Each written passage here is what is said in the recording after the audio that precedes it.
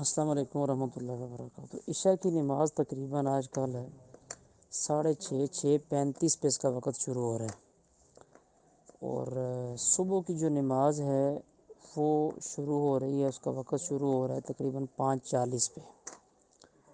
تو اگر 5:30 بھی کر لیں، یعنی ہم اندازہ ایک لگاتے ہیں کہ 6:30 عشاء کی نماز اور 5:30 ہے فجر کی نماز، 6:30 سے لے کے 5:30 تک یہ تقریباً 6:30، 7:30، 8:30، 9:30، 10:30، 11:30 اور 12:30، 1:30، 2:30، 3:30، 4:30، 5:30، اور یہ تقریباً 11 گھنٹے یہ تقریباً بنتے ہیں، 11 گھنٹے۔ تو یوں سمجھ لیں کہ تقریباً 11 گھنٹوں میں سے آخری جو 3 گھنٹے 20